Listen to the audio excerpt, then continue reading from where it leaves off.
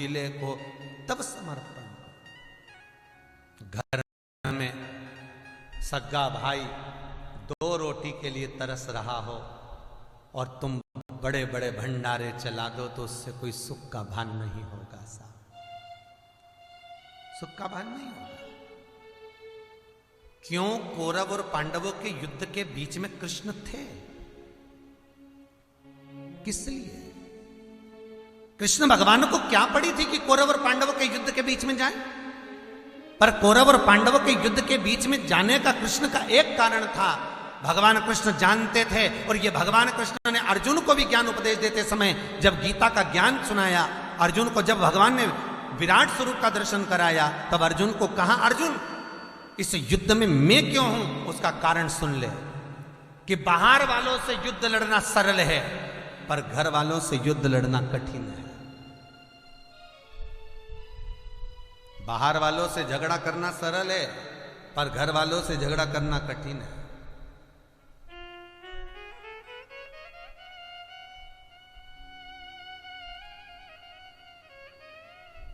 बहुत कठिन है घर के लोगों से झगड़ना।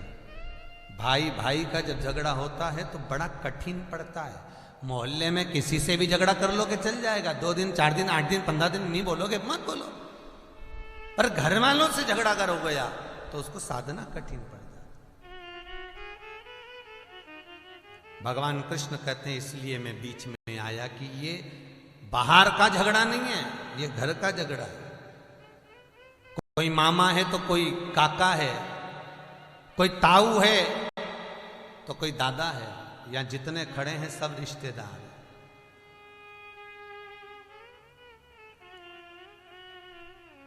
समर्पण।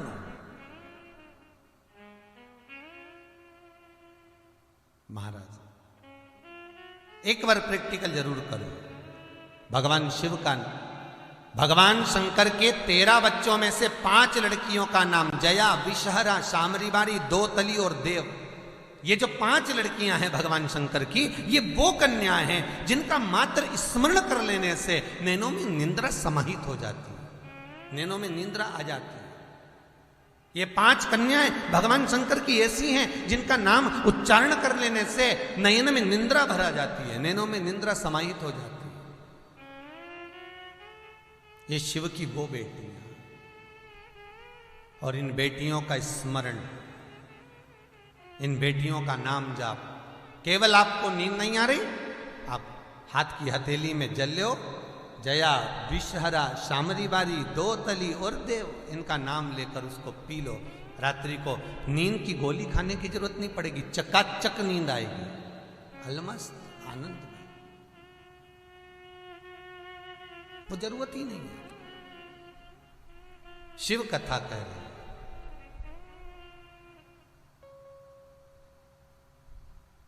कौन है ये नर्मदा? गंगा, यमुना, सरयू, क्षिप्रा, नर्मदा, ये सारी जितनी नदियां हैं इनका संबंध शंकर से जरूर है। यमुना का संबंध शंकर से जरूर है, गंगा का संबंध शंकर से जरूर है, सरयू का संबंध शंकर से जरूर है। क्षिप्रा स्वयं भगवान शंकर की बहन है, क्षिप्रिया। मां नर्मदा, जब भगवान के 13 बच्चे जया, विषहरा, शामरीबारी, दोतली, देव, कार्तिकेय, गणेश, अशोक सुंदरी, ये भगवान के जो बच्चे हैं, इन बच्चों में कहीं नर्मदा का नाम नहीं। फिर ये नर्मदा है कौन? कौन है ये नर्मदा जिसके मात्र जल से ही शंकर प्रकट हो जाते हैं, मात्र जल से ही शिवलिंग प्रकट हो जाता है?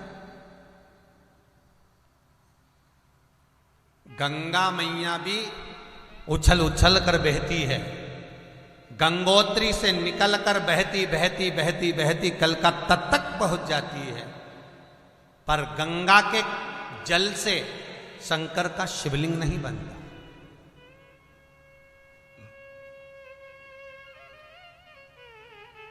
गंगा के जल से शंकर का शिवलिंग नहीं बनता। यमुना भी बहती बहती यमुनोत्री से ब्रजरज तक पहुंच जाती है, इलाहाबाद तक पहुंच जाती है, पर यमुना के जल से शिवलिंग नहीं बनता। सरयू भी बहती बहती अयोध्या तक पहुंच जाती है, पर सरयू के जल से शिवलिंग नहीं बनता। मंदाकिनी, गोदावरी, ये जितनी नदियां हैं, इन नदियों के जल से कहीं शिवलिंग का निर्माण नहीं है, पर नर्मदा जी के जल से भगवान शंकर का शिवलिंग निर्मित होता है। क्यों? क्योंकि भगवान शंकर का वर है मां नर्मदा।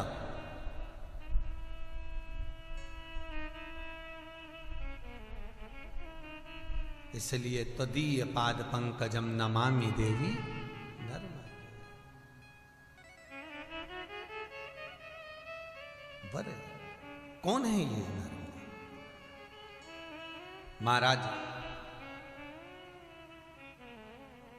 वामन अवतार के समय पर, वामन अवतार के समय पर 3 नदियां प्रकट हुई।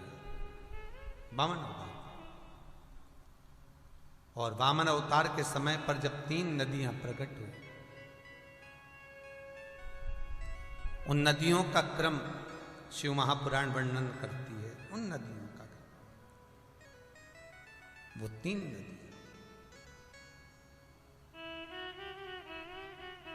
थारी धुन लागी भोला, थारी धुन लागी, थारी धुन लागी भोला, थारी धुन लागी। हर हर भोला शंभो, तुम्हारी धुन लागी। भाव से हर हर भोला शंभो, तुम्हारी धुन लागी। जितने लोग टीवी के सामने बैठे, बड़े भाव से दोनों हाथों से प्रेम से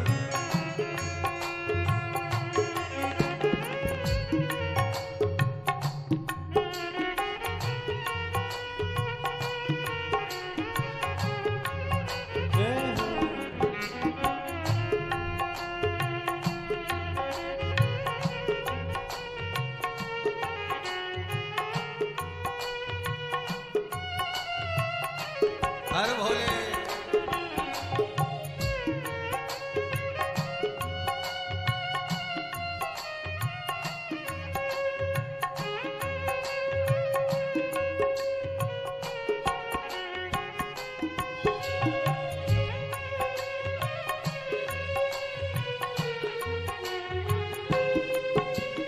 पार्वती का प्यारा तुम्हारी धुन लागी, पार्वती का प्यारा तुम्हारी धुन लागी। ओ पार्वती का प्यारा तुम्हारी धुन लागी, पार्वती का प्यारा